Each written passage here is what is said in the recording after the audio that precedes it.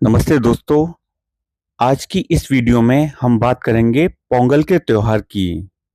एक ऐसा उत्सव जो खुशियों की सौगात लाता है, प्रकृति की कृतज्ञता व्यक्त करता है और हिंदू संस्कृति की गहराई को छूता है। क्या आप जानते हैं कि पोंगल सिर्फ एक त्योहार नहीं बल्कि सूर्य देव की आराधना का प्रतीक है। अगर आपने कभी मीठे पोंगल का स्वाद चखा है तो आप समझेंगे कि ये कितने मजेदार है। लेकिन अगर नहीं तो ये वीडियो आपके लिए है। चलिए शुरू करते हैं एक रोचक कहानी से। कल्पना कीजिए, सुबह सुबह आपके घर में चावल और दाल की खुशबू फैली हुई है। बाहर सूरज की पहली किरणें चमक रही हैं और पूरा परिवार पोंगलो पोंगल चिल्ला रहा है। तो क्या यह दृश्य आपको उत्साहित नहीं करता? यह है पोंगल का जादू, एक त्योहार जो फसल की खुशी मनाता है। लेकिन क्या आप जानते हैं कि इसके पीछे की गहरी धार्मिक कहानी? अगर नहीं तो ये 10 मिनट की जर्नी आपके लिए है। आप लाइक और सब्सक्राइब करना मत भूलना, क्योंकि आज हम खोलेंगे पोंगल के राज। तो आइए अब समझते हैं कि पोंगल क्यों माना जाता है। पोंगल मुख्य रूप से तमिलनाडु का फसल उत्सव है जो जनवरी के मध्य में आता है। ये 4 दिनों का त्योहार है। भोगी, थाई पोंगल, मट्टू पोंगल और कन्नुम पोंगल। तो इसे क्यों मनाते हैं? ये है किसानों की मेहनत का उत्सव। ये सर्दी की समाप्ति और उत्तरायण की शुरुआत को चिन्हित करता है। जब सूरज उत्तर दिशा में यात्रा शुरू करता है तो किसान, प्रकृति, सूर्य और पशुओं का धन्यवाद देते हैं, क्योंकि फसल की सफलता इन्हीं 3 चीजों पर निर्भर है: प्रकृति, सूर्य और पशुओं पे। कल्पना कीजिए, पूरे साल की कड़ी मेहनत के बाद जब खेतों में धान लहराता है तो किसानों को कितनी खुशी होती होगी। ये त्योहार हमें सिखाता है कि जीवन में कृतज्ञता कितनी महत्वपूर्ण है। तो अब बात करते हैं इसके धार्मिक महत्व की, जो हिंदू संस्कृति में गहराई से जुड़ा है। तो जैसा कि आप जानते हैं कि ये सूर्य देव की पूजा का प्रतीक है और हमारे शास्त्रों में सूर्य को जीवनदाता माना जाता है, जो ऊर्जा का स्रोत है, जो फसलों को पकाता है और जीवन चक्र को चलाता है। थाई पोंगल के दिन लोग सूर्य को क्या अर्पित करते हैं? मीठा पोंगल, जो कि चावल, गुड़, दाल और मेवों से बनता है। ये एक तरह का भोग है जो देवताओं को चढ़ाया जाता है। हिंदू मान्यताओं के अनुसार यह त्योहार भी संक्रांति से जुड़ा है, जो पापों से मुक्ति और नई शुरुआत का संदेश देता है। हमारे पुराणों में वर्णित है कि सूर्य की आराधना से स्वास्थ्य, समृद्धि और शांति मिलती है। क्या आप जानते हैं, कुछ कथाओं में पोंगल को भगवान शिव और पार्वती से भी जोड़ा जाता है, जहां शिव ने भगवान शिव ने बैल को पृथ्वी पर भेजा था फसल उगाने के लिए। ये धार्मिक महत्व हमें याद दिलाता है कि हिंदू संस्कृति में प्रकृति और देवता एक हैं। हर त्योहार एक सबक है, जैसे कर्म, भक्ति और सामंजस्य। और जैसा कि आप जानते हैं कि ये कहाँ मनाया जाता है, मुख्य रूप से तमिलनाडु में, लेकिन दक्षिण भारत के कुछ अन्य हिस्से हैं जैसे आंध्र प्रदेश, कर्नाटक और केरला में भी ये लोकप्रिय है। आउट ऑफ इंडिया अगर हम बात करें तो श्रीलंका, मलेशिया, सिंगापुर और मॉरिशस में भी तमिल समुदाय के लोग इसे धूमधाम से मनाते हैं। भारत की बात करें तो चेन्नई, मदुरई और कोयम्बटूर में सड़कें रंगोली से सजी रहती हैं, मंदिरों में विशेष पूजा होती है। क्या मजेदार है। उत्तर भारत में इसको मकर संक्रांति के नाम से जाना जाता है। यहाँ पे पतंगबाजी की बजाय रंगोली और पोंगल बनाना मुख्य है। त्योहार दिखाता है कि हिंदू त्योहार कितने वैश्विक हैं। अब हमारा दुर्गा पेटल्स अपार्टमेंट एक मिनी इंडिया है। अब यहाँ पे हम देखते हैं कि हमने ये पोंगल कैसे मनाया इस साल। तो तमिल परिवारों से हमारा पोंगल के जिस दिन हमने बनाया उस दिन ये हमारे तमिल परिवार एकत्रित हुए से एंड सुबह 6 बजे से ही सभी लोग ग्राउंड में इकट्ठा हुए, जहाँ पे एक बहुत बड़ा पॉट रखा गया था। महिलाएं कोलम बना रही थीं, खूबसूरत डिज़ाइंस बनाई थीं जैसे फूल और सूरज, फिर पोंगल बनाने की रस्म। और जैसा कि आप जानते हैं कि चावल उबालते समय जब वो ओवरफ्लो होता है तो लोग पोंगलो पोंगल चिल्लाते हैं, और ये कमाल की एनर्जी थी। बच्चे बैल की पेंटिंग बना रहे थे क्योंकि मट्टू पोंगल पर पशुओं को सजाते हैं, और दिन भर डिफरेंट इवेंट होती रहीं। बहुत बड़ा सेलिब्रेशन रहा। एंड कोविड के बाद में हमने देखा था ऑलमोस्ट ये थर्ड टाइम बहुत ज़बरदस्त तरीके से मनाया गया। सारे के सारे तमिल कम्युनिटी के लोग और उनके साथ में बाकी ऑल ओवर इंडिया के लोगों ने भी आके पूरा योगदान दिया उनको उनके इस सेलिब्रेशन में। तो दोस्तों, पोंगल हमें सिखाता है कि कृतज्ञता, सामंजस्य और खुशी। अगर आपको ये वीडियो पसंद आया है तो लाइक, शेयर और कमेंट में बताएं आपका फेवरेट त्योहार क्या है।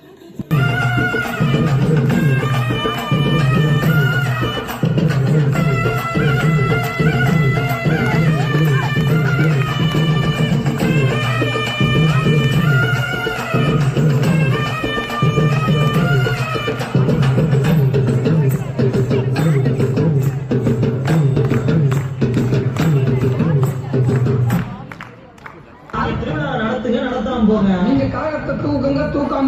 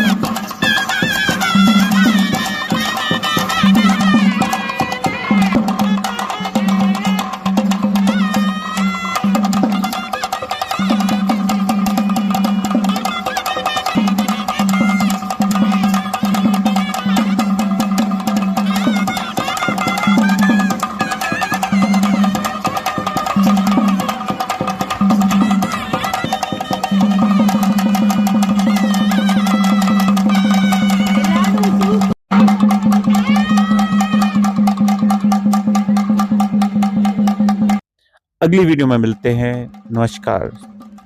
जय हिंद।